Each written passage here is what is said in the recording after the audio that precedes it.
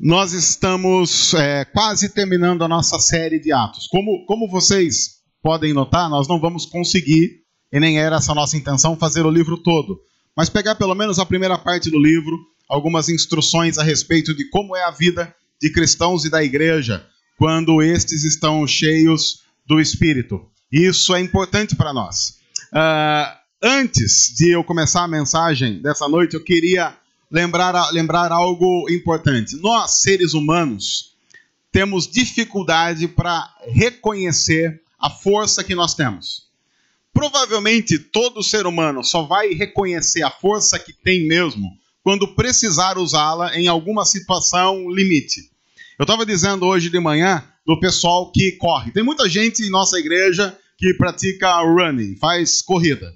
Primeira coisa a respeito de quem faz corrida é que esse é um ato totalmente incompreensível, porque vocês estão correndo de quê? Então, se você está correndo em direção a um restaurante, eu consigo compreender você. Mas se você está apenas correndo, ok. Mas tem muita gente que faz corrida. E eu como estudioso da área esportiva e de toda a questão relacionada a esportes e nutrição, isso não é engraçado. Eu sou estudioso, eu não sou praticante. Mas o fato de não ser praticante não significa que eu não possa estudar esse momento. Tem algumas pessoas que têm como alvo correr uma maratona. Alguém aqui, do pessoal que corre? Não? Ok. Maratona, 42 quilômetros e 500 metros. É basicamente você sair daqui e correr até onde? De Piracicaba até onde dá 42 quilômetros? Alguém sabe dizer? O nosso assessor para assuntos de corrida e Waze. Americana, mais ou menos. Imagine você. Vamos lá, você sai daqui e fala assim: hoje eu vou lá para o centro da Americana. Americana, só vou comprar alguma coisa americana. Aí você fala assim: você vai pegar o carro? Não, eu vou correndo. E o pessoal teve, inclusive, há pouco tempo, acho que o mês passado, o recorde mundial da maratona foi quebrado por um atleta que correu a uma média de 21 quilômetros por hora. Para você entender o que é isso, vá numa esteira de uma academia e coloque a esteira a 21 quilômetros por hora e comece a correr. Esse cara correu nessa velocidade durante um pouco mais de 2 horas ininterruptas. Eu estava assistindo aquilo e pensei, isso é insano.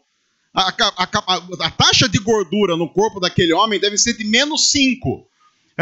E ele conseguiu fazer isso. No entanto, o pessoal que fala que na maratona, tem um momento na maratona que há uma gíria que eles dizem que você bate no muro. O que é bater no muro? É um momento que você está correndo e bater o muro acontece por volta do quilômetro 32 ao 35.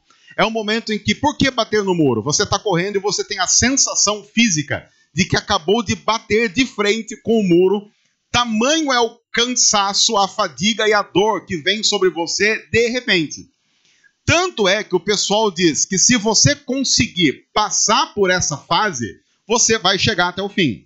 No entanto, outros estudiosos dizem o seguinte: quando você está correndo, e quem aqui já praticou a corrida vai entender do que eu estou dizendo. Quando você está correndo e você pensa assim, agora não dá mais, eu não aguento mais, eu não consigo mais. O corpo está avisando você o seguinte: olha, estamos talvez entrando numa área perigosa. Os estudiosos dizem que quando o organismo avisa você que não dá mais, na verdade ele chegou exatamente à metade da sua força. Então imagine que se você está correndo e você está lá, sei lá, correndo a 15 quilômetros e você sente aquele cansaço dizendo não dá mais, alguns estudiosos dizem que é o seu organismo dizendo para você: olha, só dá para ir mais esse tanto. Se você correu 15, só dá para ir mais 15. Eu já passei por isso uma vez. Eu estava nos 500 metros e aí o organismo disse: só dá mais 500 metros. Não vai mais que isso. Terminei com muita honra e dignidade o meu primeiro quilômetro. Agora, imagine. Eu quero... Job, vem aqui um pouco. Vamos chamar o Job, por quê? Imagine que o Job, a gente fala assim: nós vamos correr. Vamos correr. Ele liga para mim e fala assim: Marquete, vamos correr? Vamos correr. Eu fui idiota o suficiente para aceitar esse convite? Não convidou para o churrasco? Não convidou para o churrasco, mas convidou para correr. Aí a gente vai correr, sei lá, na Avenida Cruzeiro do Sul lá. Vamos correr. Aí você chega ali no início da Cruzeiro... Final do Cruzeiro do Sul. Bom, pessoal, quem não é de Piracicaba não está entendendo nada do que está acontecendo agora. Mas vamos pro final da Cruzeiro do Sul, para não pegar mal pra gente. Porque o pessoal passa, vê a gente lá, vai falar mal. Aí, mas tudo bem, mas a gente vai lá. Ali vai dar rolo. Aí você vê eu e o Job alongando. A gente alongando para iniciar a correr. Aí, se você tiver que fazer uma aposta, quem vai mais longe? Você aposta em quem? Obrigado. Quero dizer que eu agradeço aí a confiança.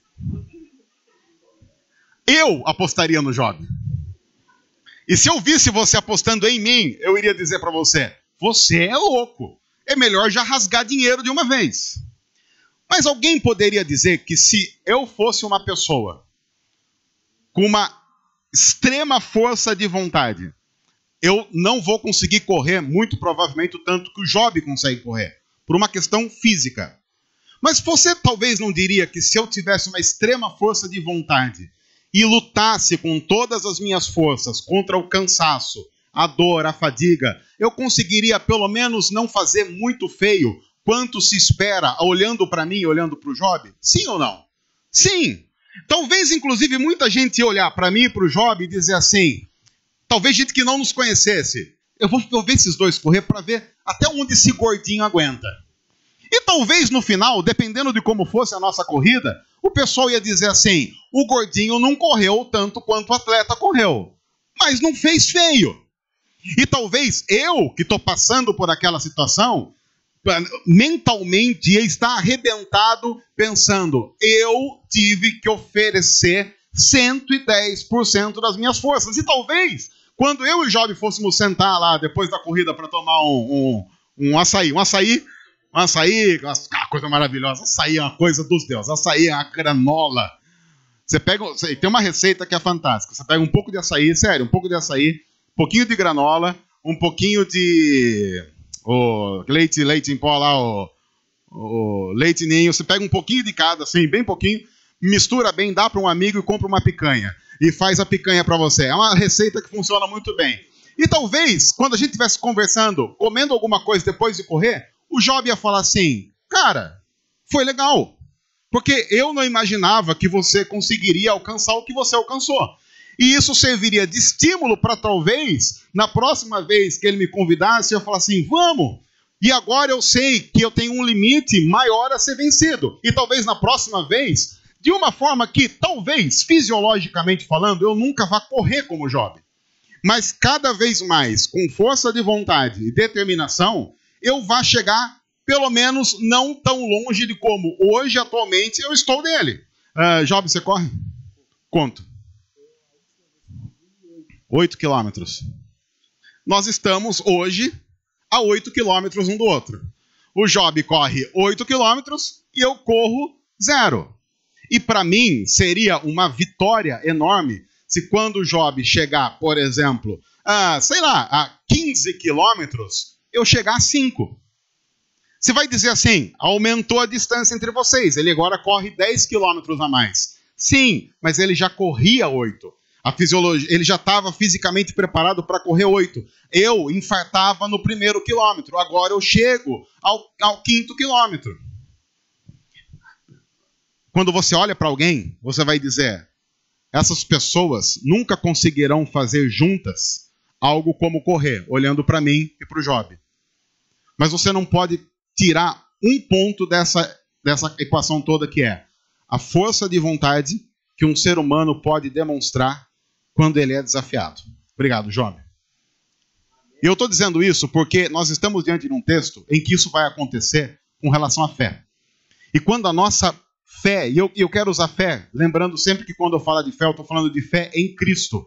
Fé centrada em Cristo. Fé unicamente em Cristo. Todas as vezes que nós somos desafiados com relação à fé que nós temos em Jesus, nós somos colocados numa situação em que nós não temos a ideia de onde Deus pode nos levar e da força que nós temos em Deus para suportar as adversidades da vida.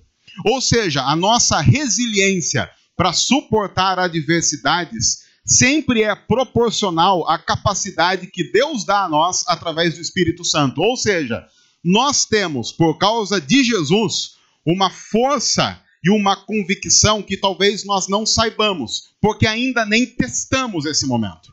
O texto de Atos 5, a partir do versículo 12, nos mostra uma situação fantástica a que os apóstolos, os discípulos de Jesus foram submetidos. E o texto, nós vamos para ele, diz assim: os apóstolos realizavam muitos sinais e maravilhas entre o povo. Todos os que creram costumavam reunir-se no pórtico de Salomão. Dos demais, aqueles que não criam, ninguém ousava juntar-se a eles, embora o povo os tivesse em alto conceito. Veja que interessante o que está acontecendo aqui. Sinais e maravilhas eram realizados através dos apóstolos. Os que creram, os que estavam crendo no Evangelho de Jesus, tinham o costume de reunir-se, como Atos 2 já dizia, faziam isso todos os dias. Dos demais, ninguém juntava-se a eles, ousava juntar-se a eles, embora eles tivessem os discípulos em alto conceito. Isso é interessante porque, desde aquele tempo, tanto cristãos como não cristãos sabem de uma coisa: ser cristão sempre foi, é e será um risco absurdo a ser vivido. Os cristãos estão fazendo sinais e maravilhas, eles têm a simpatia do povo, mas mesmo o povo que vê, e olha que interessante, eles estão vendo que Deus está fazendo sinais e maravilhas.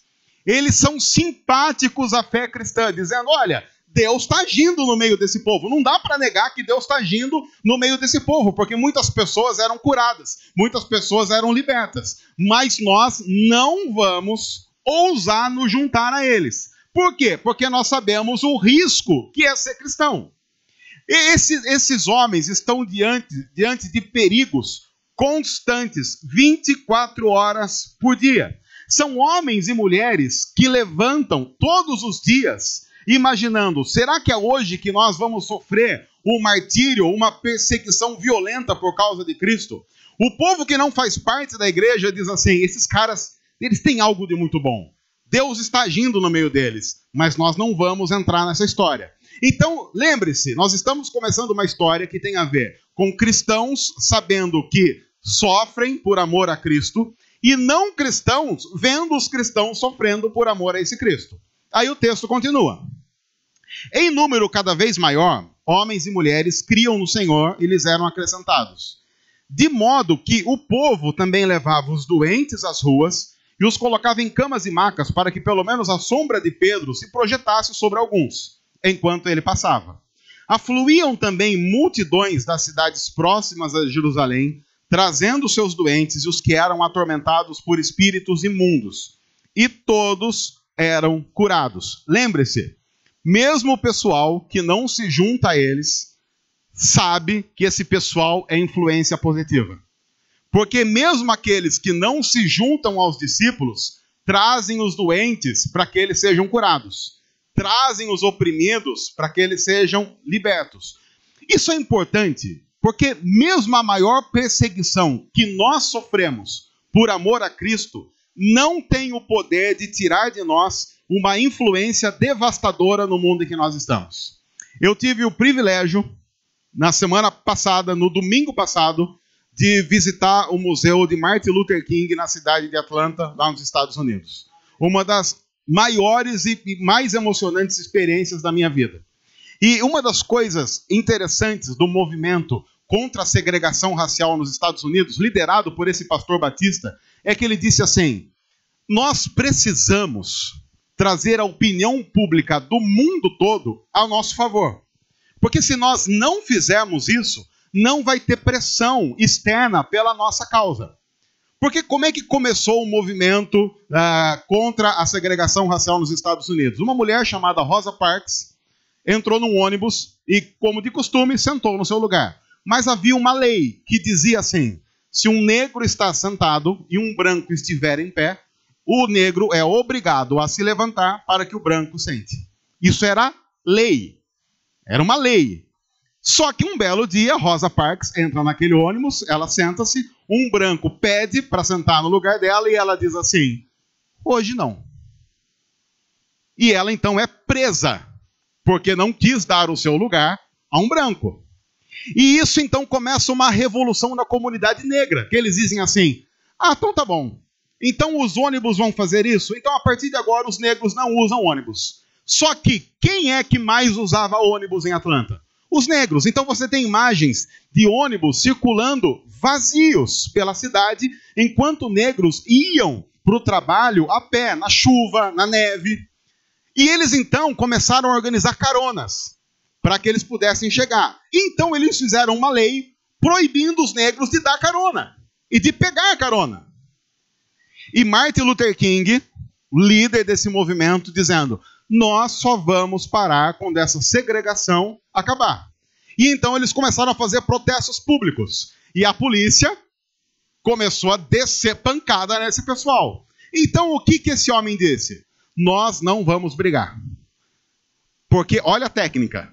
Ele disse assim, se o mundo todo notar a gente apanhando pelo simples fato de sermos negros, eles vão aderir à nossa causa. Então sabe o que eles faziam? Eles contratavam soldados ou policiais simpáticos à causa deles, brancos, reuniam-se na igreja e simulavam agressões. Não apenas simulavam agressões. Alguns eram agredidos para aprender como apanhar sem reagir apanhando. Então você tem fotos no museu dentro de uma igreja cristã, 3 homens deitados no chão, encolhidos, um de frente para o outro, se protegendo, enquanto alguns outros desciam o cacetete neles, para que eles aprendessem a apanhar, acostumassem a apanhar sem reagir. Em outro treinamento, eles colocavam um branco na frente de um negro, xingando, cuspindo, enquanto o pessoal que está treinando dizia, não reaja, não reaja. E aí eles iam para ruas preparados para apanhar e serem ultrajados. Quando o mundo todo começou a ver isso, começou a fazer uma forte pressão dizendo, tá errado. Principalmente porque esses caras apanham e eles não reagem. Tudo porque um pastor resolveu usar o sofrimento como uma arma contra a opressão.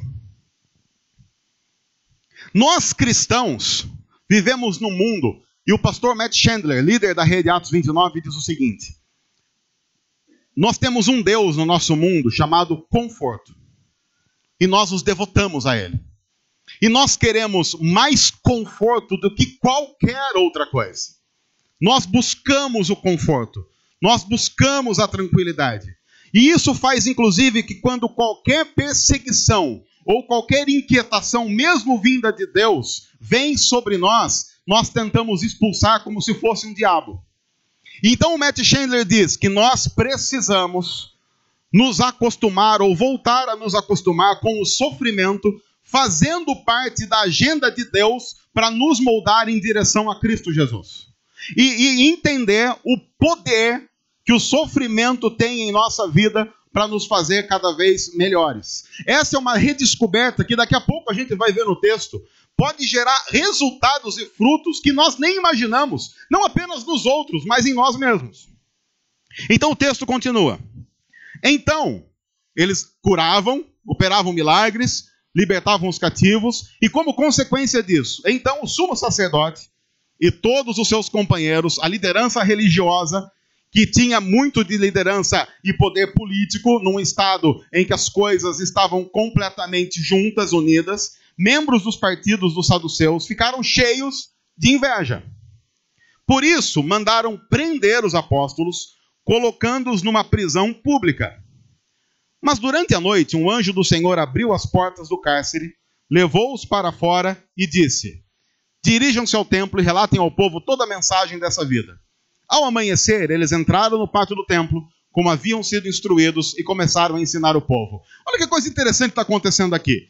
Eles, porque pregavam a Jesus, foram presos. Ficaram longe de suas famílias, longe de casa. E se hoje situação em prisão é ruim, naquela época você multiplica por 10. A situação na prisão naquela época era de extrema tortura, opressão, de uma forma como nós não conseguimos imaginar. Aqueles homens foram levados à prisão por causa da mensagem de Jesus. Só que, de maneira miraculosa, o Senhor aparece e os tira da prisão. E você vai notar daqui a pouco no texto que tirou de um jeito que ninguém sabe explicar até hoje. Há um outro texto de Atos em que vem um terremoto que abre as portas da prisão para libertar uns discípulos de Jesus. Aqui não. Aqui simplesmente eles foram tirados da cela, colocados fora da prisão. E aí o que é que Deus diz para eles? Eu imaginaria, numa situação normal, que Deus dissesse assim: agora, ó, cada um para sua casa, pianinho, fica lá uns 10 dias, deixa baixar a poeira, e quando baixar a poeira, vocês voltam a fazer o que estavam fazendo. Mas parece que Deus não ajuda a gente. Parece que Deus não tem o costume de dar uma ajudada na nossa situação de vez em quando. Porque veja o que Deus diz. Eles acabaram de ser tirados da prisão porque estavam ensinando a mensagem do Evangelho. E agora Deus diz: dirijam-se ao templo e relatem ao povo toda a mensagem desta vida. Ao amanhecer, eles entraram no pátio do templo, como haviam sido instruídos, e começaram a ensinar o povo. Veja o que Deus está fazendo. Deus os tira da cadeia e manda eles fazerem o que os coloca na cadeia.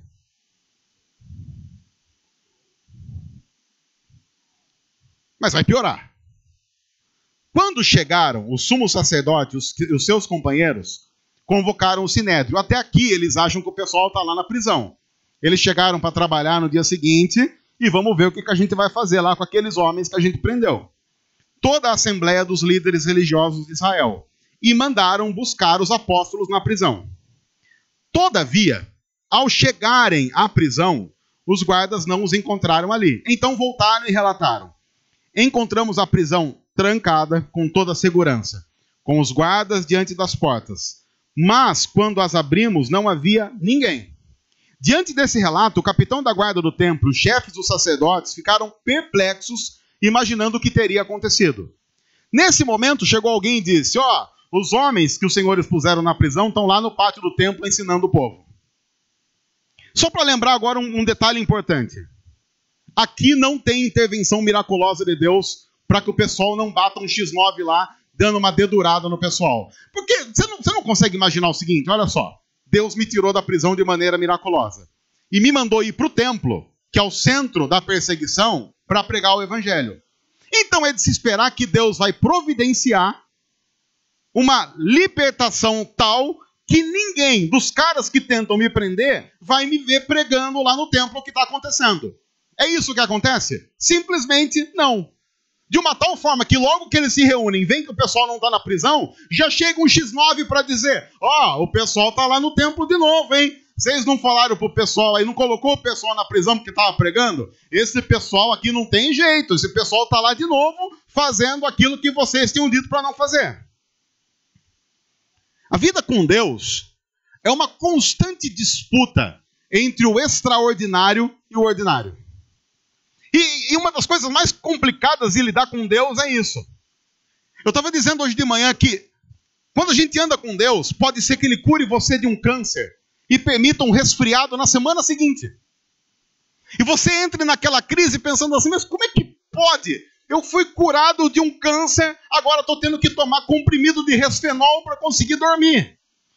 Já imaginou que absurdo seria, que crise que a gente teria no coração? Um Deus que curou um câncer não pode evitar um resfriado. Quantas vezes, inclusive, você intentou fazer algo bom, algo que tinha a ver com Deus, e alguma coisa ordinária, alguma coisa completamente normal e natural impediu você? E você pensa assim: meu Deus do céu, por que o Senhor não ajudou? O Senhor pode fazer isso.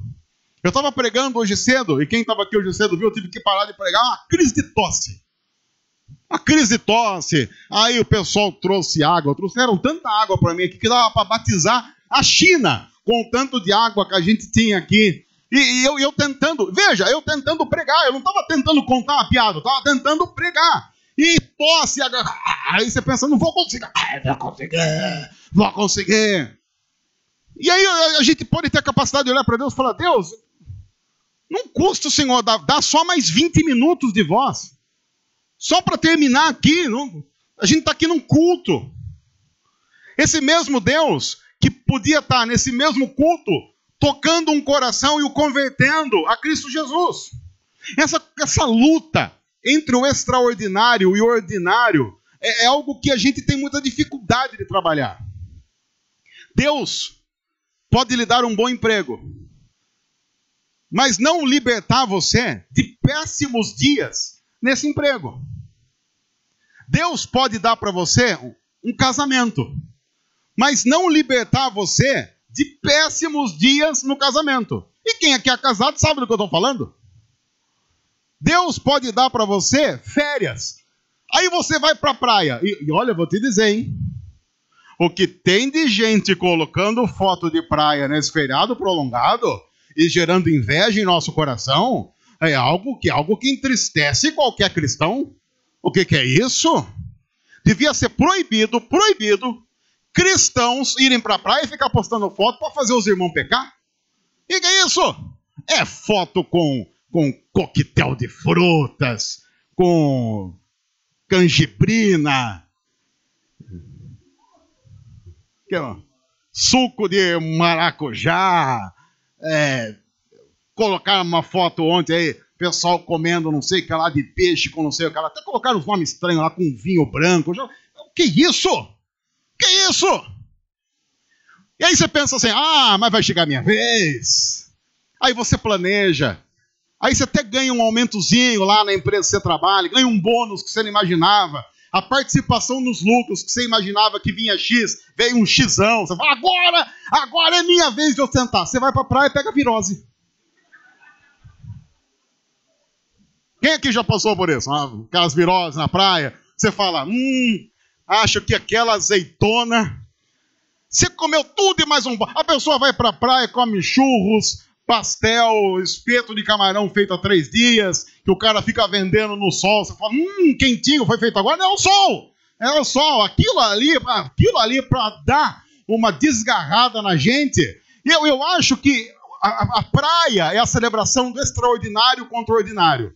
Porque o extraordinário é você voltar para a praia inteiro, levando em consideração. Porque você vai para a água. Aí você vai para a água, você mergulha.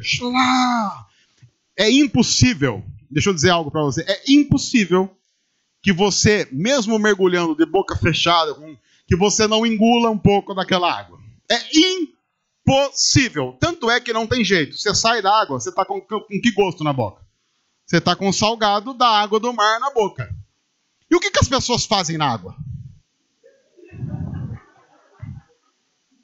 Desculpa dizer isso, gente. Desculpa dizer isso num culto evangélico. Mas você já bebeu xixi de alguém na praia. É um milagre você voltar da praia inteiro. Deve ser o sal. Deve ter alguma coisa. Aquele sal é milagroso. Aquele sal ali deve cortar tudo. E a gente pensa, Deus, o Senhor deu essas férias de presente pra gente, mas não podia evitar uma virose? Quem é que nunca teve essa crise com Deus? E eu não estou dizendo que essa crise acontece com todo mundo. Eu não sei dizer, gente, quantas vezes eu tive essa crise na minha vida.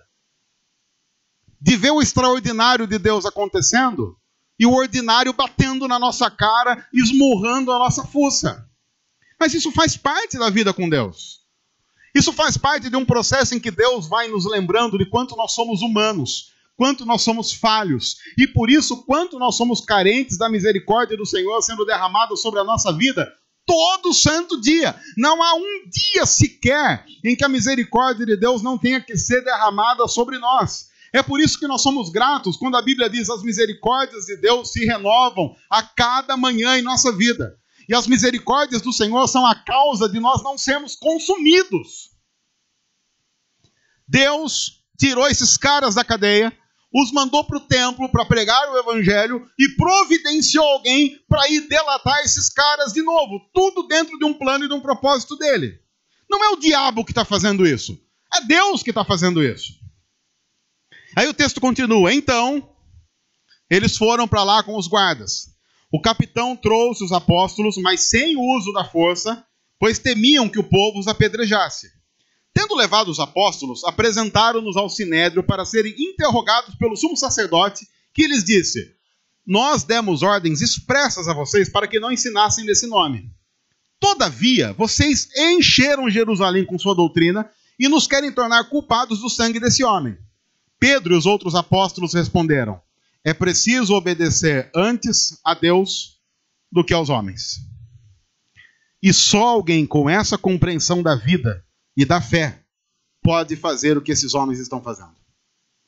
Só alguém que tem a compreensão de verdade de que importa mais obedecer a Deus do que aos homens, do que a cultura, do que a sociedade, é que tem a coragem de fazer e o poder de fazer o que esses homens estão fazendo. Mas pense seriamente nas implicações dessa escolha, para que nós tenhamos o cuidado, para que a nossa fé seja coerente. Sim, nós precisamos obedecer a Deus, mas seja ao mesmo tempo consciente. E isso vai nos trazer problemas. Eu acho que isso é uma coisa que falta um pouco para a gente. Nós que vivemos numa era de conforto, nós às vezes não nos preparamos para a realidade nua e crua da existência. Nós precisamos ter uma fé que nos faça obedecer a Deus acima de todas as coisas? Sim, mas ao mesmo tempo precisamos ter consciência de que isso vai nos trazer problema. Não é que isso talvez vá nos trazer problema. Não, isso vai trazer problema. Se você for um cristão sério, você corre um risco enorme de ganhar menos, porque você não vai se envolver nas maracutaias da vida. Eu assisti umas séries aí, eu assisto tanto as séries, assim, aquelas séries mais... como umas séries mais, assim, tranquilas. Não sei quantos aqui, eu sei que alguns assistem. Quantos aqui já assistiram Suits? Homens de Terno, Suits. Uma série sobre advogados, aí... Quem mais? Quero indicar aqui, viu, gente? Essa Suits é uma série que mostra... eu não vou fazer uma crítica aos advogados aqui, né? Porque a série é sobre advogado, mas envolve qualquer profissão. E eles entram ali naquele mundo corporativo, um lutando contra o outro. E na série fica claro o seguinte: se você não mentir, você está ferrado. Quem não souber blefar, mentir, enganar, passar o outro para trás, não se dá bem. Eu estava assistindo esses dias pensando, caramba, o mundo corporativo é assim. É assim que é. E não é assim que algumas vezes as coisas acontecem. Não, elas acontecem a partir desse princípio. Tanto é que imagine você, cristão, você faz lá o seu currículo, aí você vai para uma entrevista de emprego, aí você vai lá e o cara fala, gostei do seu currículo, fale sobre você. Olha, eu sou cristão e eu queria dizer, só para começar essa entrevista, que em nenhuma hipótese, nem para proteger essa empresa, eu irei mentir. A pessoa educadamente vai falar, gostamos muito de você. Se der certo, a gente entra em contato. Que é igual falar, passa qualquer dia em casa. Do tipo assim, você não quer que a pessoa vai, passa lá qualquer dia, liga pra mim. Você nem dá o telefone e sai correndo. Aí ele vai pegar o seu currículo, assim que você sair. Ao do lado, um triturador de currículo, ele vai colocar ali. E vai falar, esse aqui não. Esse aqui não está disposto a mentir pela empresa, esse não serve. E talvez ele ligue para todos os amigos dizendo assim, olha, se aparecer um fulano aqui, ó, de nome Zé da Silva, você não contrata não, porque esse cara aqui é uma desgraça. Ele falou que porque ele é cristão ele não vai mentir. Isso aqui não vai fazer dinheiro. É assim o mundo que nós vivemos. Esse é o princípio que move o mundo que nós vivemos. Até porque a Bíblia diz que uma grande parte da sociedade está morta. E morta no diabo. No domínio do pecado sobre a vida deles. E a mesma Bíblia diz que o diabo é o pai da mentira.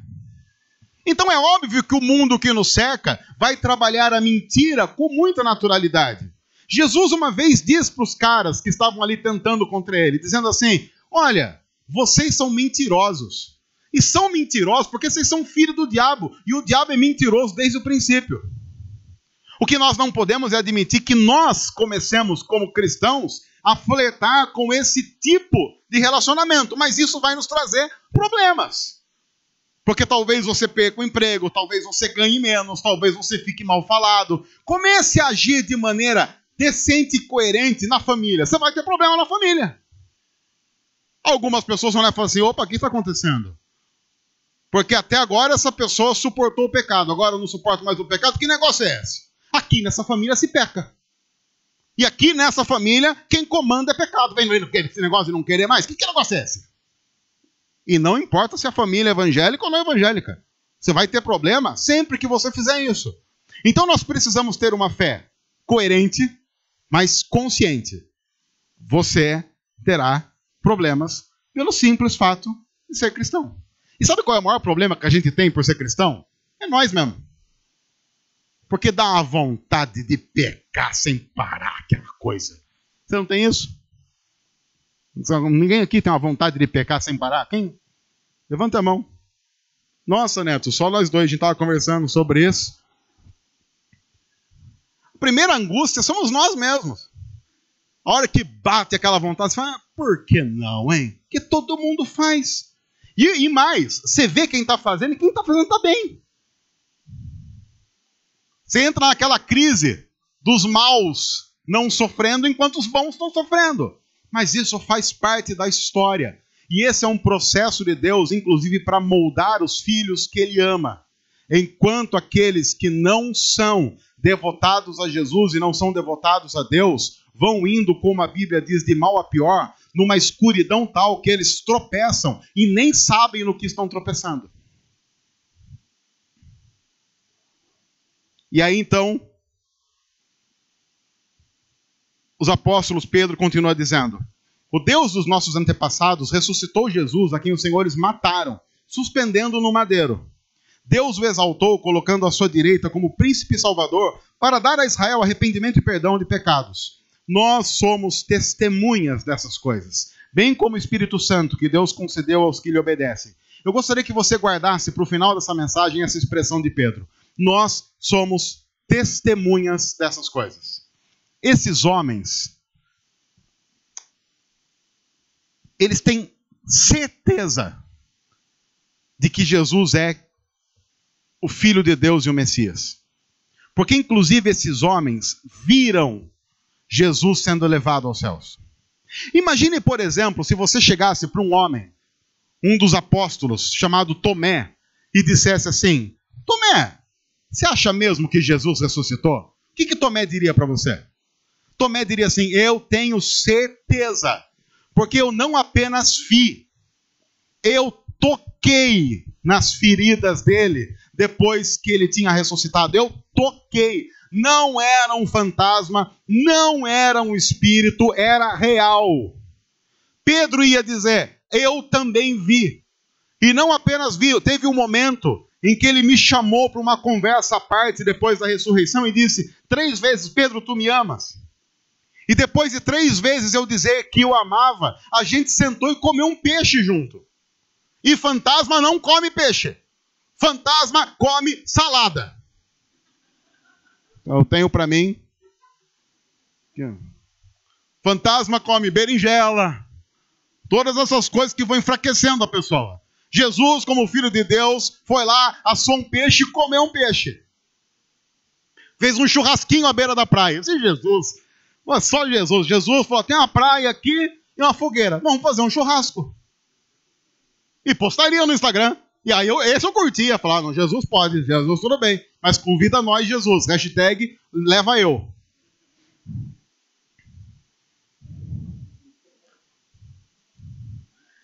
Ouvindo isso, eles, os opositores, ficaram furiosos e queriam matá-los. Aí vem agora aquilo que é conhecido na história como parecer de Gamaliel. E esse parecer de Gamaliel não é conhecido apenas nos círculos religiosos. Ele é um parecer conhecido em muitas áreas em que seres humanos têm trabalhado questões difíceis. E ele diz assim, veja o que esse homem diz. Um fariseu chamado Gamaliel, mestre da lei, respeitado por todo o povo, levantou-se no sinédrio e pediu que os homens fossem retirados por um momento. Então lhes disse, israelitas, considerem cuidadosamente o que pretendem fazer a esses homens. Há algum tempo apareceu Teudas, reivindicando ser alguém. E cerca de 400 homens se juntaram a ele. Ele foi morto, Todos os seus seguidores se dispersaram e acabaram em nada. Depois, nos dias do recenseamento, apareceu Judas, um outro Judas. Judas é um nome muito normal e corriqueiro em Israel. Apareceu Judas, o Galileu, que liderou um grupo em rebelião. Ele também foi morto e todos os seus seguidores foram dispersos. Portanto, neste caso, eu os aconselho: deixem esses homens em paz e soltem-nos. Se o propósito ou atividade deles for de origem humana, vai fracassar. Se proceder de Deus, vocês não serão capazes de impedi-los, pois se acharão lutando contra Deus. E eles foram convencidos pelo discurso de Gamaliel. Se o discurso de Gamaliel está correto, há uma coisa que nós precisamos considerar hoje, dia 18 de novembro de 2018. O fato de nós estarmos aqui e de a igreja continuar existindo é uma prova inequívoca de que a igreja é algo de Jesus. Gamaliel disse: muitos apareceram, muitos líderes juntaram gente ao redor de si, morreram e não deu em nada. No entanto, se isso for de Deus, não haverá perseguição na história que vai conseguir acabar com isso. E a gente não vai querer ser aqueles que vão ficar lutando contra Deus. 2018 anos depois, nós estamos aqui reunidos para adorar a Jesus. Isso é de Deus. E eu não estou falando isso falando dessa igreja. Eu estou falando da igreja de Jesus espalhada pela face da terra. Nesse domingo, igrejas estão se reunindo no mundo todo, como prova inequívoca de que isso tem a ver com Deus, sim. E aí você pensa, bom, depois do conselho de Gamaliel, então sossegou para os caras. Porque Gamaliel falou assim, viu, deixa o pessoal ir em paz aí, solta eles, deixa em paz para que a gente não fique... E aí você pensa, até que enfim, agora esse pessoal está tranquilo e vai embora em paz para casa. Aí o texto continua. Chamaram os apóstolos e mandaram açoitá-los. Mas aí não dá, né, gente? E aí você pensa assim, o açoite não é tipo assim, dá uns tapinhos aí. Como que era o açoite? Eles pegavam uma lapa assim de couro, uma lapa caprichada, um chicotão de couro. Quem aqui já brincou de guerra de toalha? O pessoal aqui que ia para acampamento, os crentes mais antigos, porque nos acampamentos evangélicos antigos, o que era o top do acampamento? O culto? Não! Era guerra de toalha, travesseiro, essas coisas todas. Quem aqui já brincou de guerra de toalha? Como é que você faz? Você faz assim, você umedece uma toalha, dá uma umedecida, aí você pega a toalha pela ponta. Pega pela ponta e você tem que exercer um movimento que faz assim. Você faz um movimento assim, enrolando a toalha. Assim que você enrola a toalha, você tem que procurar o quê? Um lombo.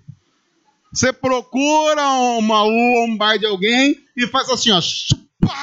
Se você for abençoado por Deus e guiado pelo Espírito, você vai fazer com que a pontinha da toalha pegue bem no lombinho do irmão que estava tentando fugir, desesperado da perseguição da toalha do inimigo. E aí vai pegar e vai fazer assim, pá! E em questão de segundos vai aparecer um vergão maravilhoso demonstrando a sua vitória contra os opressores de Satanás. Agora, como é que era o açoite daquela época? Era não apenas a ponta da toalha, era a toalha inteira arrebentando nas costas do sujeito. E as marcas, e o açoite era tão forte que as marcas ficavam para o resto da vida. Quem aqui já assistiu novelas e filmes da época da escravidão no Brasil, lembra-se daquelas cenas dos negros com as costas marcadas pelos açoites, que ficavam até o fim da vida. Era exatamente isso o que estava acontecendo com esses seguidores de Jesus. Tanto é que, tempo depois, Paulo, já convertido, ele passa pelo açoite. Quando algumas pessoas da igreja lá de Gálatas começam a tentar diminuir um pouco a influência de Paulo, dizendo que Paulo não era tudo isso, Paulo diz assim: gente, é o seguinte, vocês estão falando aí um monte de besteira a meu respeito, mas eu quero lembrar uma coisa: eu trago no corpo as marcas de Jesus. Quem quiser ver as minhas costas, vai ver os açoites que eu levei por causa do evangelho. Então parem de encher a paciência. Esses homens estão sofrendo isso por causa do evangelho. Depois, ordenaram-lhes que não falassem em nome de Jesus, e aí os deixaram sair em liberdade. Agora vem a parte absurda. Os apóstolos saíram do sinédrio alegres por terem sido considerados dignos de serem humilhados por causa do nome.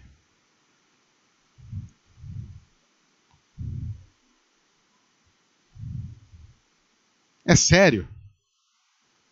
É sério isso? Esses caras são loucos.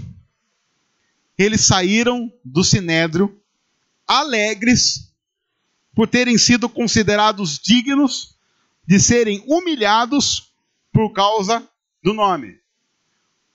Porque não era apenas a questão da dor física. O que eles faziam para açoitar esses homens? Eles os deixavam pelados em público. Se ficar pelado em público, em nossa época, já é vergonha você morando no Brasil, que é o país do carnaval. Imagine você morando em Israel, em Jerusalém, por volta do ano 40. Só que esses caras lembraram que um tal Jesus foi crucificado há não muito tempo, também pelado. Porque aquela tanguinha que o pessoal coloca em Jesus é que o pessoal não teve coragem de retratar a crucificação do jeito que era. Porque Jesus não foi crucificado com uma tanguinha cobrindo o pênis. Jesus foi crucificado totalmente pelado, para que ele fosse humilhado. Era um ato de profunda humilhação e vergonha. Esses homens lembraram que o Senhor Jesus foi humilhado na cruz. E a exemplo do Senhor Jesus, eles foram humilhados agora em público. E eles então ficam felizes por poderem fazer no sofrimento exatamente aquilo que o Mestre fez. Isso é uma coisa louca, insana isso. Todos os dias no templo, todos os dias onde?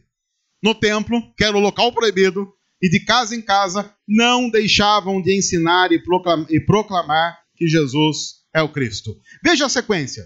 Eles foram açoitados, felizes, e como consequência, estavam ensinando e proclamando. A primeira coisa que nós, vivendo no mundo que nós vivemos, temos a tendência de fazer, quando somos açoitados, é nos entristecermos e pararmos de fazer o que estávamos fazendo por achar que não compensa fazer. Os discípulos de Jesus ficaram felizes e usaram isso como um combustível para continuar pregando. Na nossa sociedade, nós somos ensinados e estimulados a, diante da primeira perseguição e do primeiro problema, nos entristecer profundamente, achar que o diabo tomou conta da situação e parar de fazer do tipo, não brinco mais. É a versão, se eu não posso fazer parte do jogo, a bola é minha, eu vou para casa e ninguém brinca mais. A igreja de Jesus, no entanto, nunca teve tempo e nem espaço para coitadismo e mimimi. Acontece que as pessoas de hoje têm muito mais probabilidade de perder a fé por causa do sofrimento do que as do passado. Isso acontece porque mudaram as crenças na capacidade e poder do nosso intelecto. E isso é importante você se lembrar, porque o nosso mundo vai sempre tentar você para esse lado. Hoje é muito mais fácil perder a fé por causa do sofrimento do que antigamente. E isso acontece porque mudou a crença no poder e capacidade do nosso intelecto. Acontece assim, as pessoas antigamente, isso há não muito tempo, as pessoas não supunham de forma alguma que o intelecto humano, limitado e finito, tivesse a capacidade de julgar o modo como um Deus ilimitado e infinito dispõe e faz as coisas. Há não muito tempo na história, qualquer pessoa, diante do sofrimento, da maldade, de acontecimentos inexplicáveis, iria dizer assim: eu sou limitado. E por ser limitado, eu não consigo compreender por que é que Deus está fazendo isso. Mas creio que Deus, sendo ilimitado e eterno, tem o porquê de estar fazendo as coisas. Então as pessoas simplesmente continuavam a crer, mesmo diante do inexplicável. Mas agora não. Agora nós somos de uma geração que não precisa mais dessas idiotices. Agora nós somos a geração que diz assim: se a Bíblia diz que Deus é todo-poderoso e é amoroso, então o sofrimento, o mal e crianças passando fome na África só podem provar uma coisa: Deus não existe. Porque hoje o nosso intelecto é muito mais avançado, vamos combinar, do que o intelecto de Pedro. Quer ver só? Se você falasse do carbono 14 para Pedro, Pedro saberia do que você está dizendo? Não. Você já parou para pensar? Pedro não fazia ideia do carbono 14. Veja que mente tacanha. Pedro, se você falasse para ele assim: Pedro, o que você acha do Tiranossauro Rex? Ele ia falar o quê? Mas esse aí é algum sumo sacerdote novo aí? Quem que é os Tiranossauros Rex aí? Não, os dinossauros. Pedro sabia sobre os dinossauros? Não sabia. Pedro tinha algum conhecimento do DNA humano? Não. Pedro tinha conhecimento, por exemplo, do fato de que o centro que comanda o ser humano é o cérebro e não o coração? Porque lembre-se, na época de Pedro, eles achavam que o coração é que comandava tudo. Aquilo que hoje a gente usa apenas como poesia, como forma de dizer: olha, eu amo você de todo o meu coração. Na verdade, o que é o amor? Quero lembrar você. Segundo a ciência, o que é o amor? Amor nada mais é do que uma reação química que acontece no seu cérebro. Então, se você diz que ama o seu marido, você só tem uma reação química aí que faz com que você pense que ame ele só. Só uma reação química, uma reação elétrica aí do seu cérebro.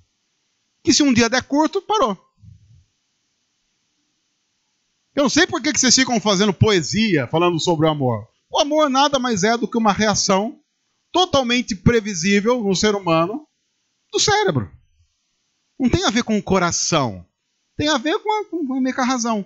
Tanto é que alguns estudiosos já disseram que você só ama quem você inconscientemente escolheu amar. O amor não é algo que Deus dá pra gente. Não. O amor é um condicionamento cultural. Porque, inclusive, quando nós vencemos esse condicionamento cultural, nós vamos, inclusive, nos desprender da necessidade, por exemplo, de amar os nossos filhos. Porque, vamos combinar, amar os filhos é uma coisa que ninguém merece. Nasce aquelas desgraças que chora a madrugada toda. Tem que ficar, faz cocô, tem que trocar a fralda. Aí a mãe fala assim: ai, eu faço por amor. É só uma reação química aí no cérebro. Se você vencer isso, você vai matar aquela criança. Vai se libertar desse estorvo para a sua vida. O importante é ser feliz. E aí a gente vai poder fazer, não apenas quando tiver 14 semanas de gestação. Vai poder fazer, inclusive, quando tiver uns 14 anos de vida, que entra na adolescência, é uma desgraça. Por quê? Por que os autores bíblicos falam sobre o amor? Porque eles não sabem que amor não tem a ver com o sentimento que Deus dá pra gente. Não tem a ver com o maior amor de todos, que é Deus e a cruz. Não! Eles não sabiam disso. Hoje nós sabemos. Então, por que esses caras estão felizes, sofrendo por causa de Jesus? Porque eles não têm o conhecimento que nós temos. Se eles tivessem o conhecimento que nós temos, eles iriam para casa, iam colocar a viola no saco e falar assim: eu vou ficar sofrendo por causa de uma história?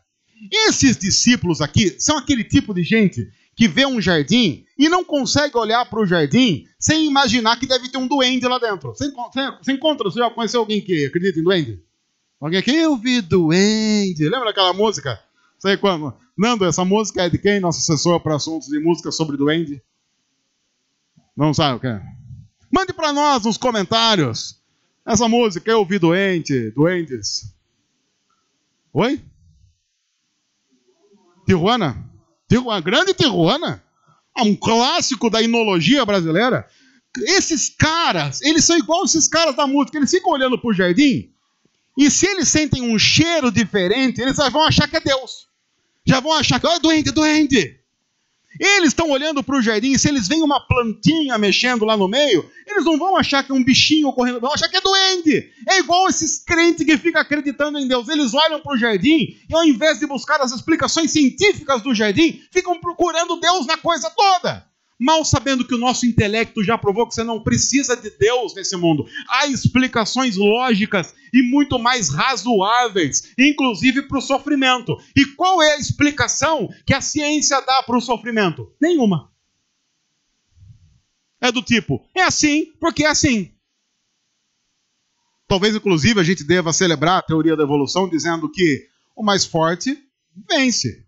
E se o cara está sofrendo e vai morrer, a seleção natural, deixa acontecer. Por que a gente vai amar os mais fracos? Deixa a seleção natural acontecer, os mais fracos morrerem. Nasceu doente, tem que fazer o quê? Tem que fazer igual faz no mundo animal. O que um animalzinho, uma mãe animalzinho faz quando nasce um filhotinho doente? O que ela faz? Quem já teve aqui, faz o quê? Mata. Porque seleção natural. A gente deveria, inclusive, ser essa sociedade que, em prol do avanço de explicações muito mais lógicas sobre o universo, você teve um filho, nasceu ali, tem lá icterícia, vai deixar lá 2, 3 dias mais no hospital? Mata! E se prepara para uma próxima gravidez, para nascer saudável. Tem um teste chamado APGAR, que é uma nota que dão para os nossos filhos, que vai de 0 a 10. Seu filho não tirou 10 no APGAR? Mata! É uma comprovação de que, se ele continuar, deturpa a espécie. No entanto, tem uma coisa aqui nesses homens. O que eles disseram há pouco? Nós somos testemunhas de um negócio. Se você chegasse para Pedro e falasse assim, Pedro, e o carbono 14? Legal. Pedro, e a ilógica da existência de Deus e no mal do mundo? Ele vai dizer, é ilógico. É incompatível, né? Estranho. Mas Pedro, como é que você explica um Deus amoroso diante de todas as atrocidades que são feitas, inclusive em nome dele, por pessoas que se dizem seguidoras dele? Ele ia dizer, isso é insano, é triste, é demoníaco. Então, Pedro, não está claro para você que Deus não existe? E ele diria para você assim, você só tem que me explicar uma coisa. Quem era aquele homem que comeu peixe comigo na beira do mar da Galileia? E Tomé diria, então você vai ter que explicar para mim e provar para mim que aquele homem em quem eu toquei as feridas não era Jesus. No fim, tanto de um lado quanto do outro, a questão sempre é uma questão de fé. Em que você quer crer ou o que Deus te dá a capacidade para crer. Nós somos um povo agraciado que recebeu a bênção da crença. E por isso que, por nós acreditarmos, nós não tratamos quem não acredita com desprezo. Porque nós acreditamos não porque temos um intelecto avançado, porque inclusive, diante do mundo que nós vivemos, o nosso intelecto é muito atrasado e é por isso que nós acreditamos nessa história da Bíblia.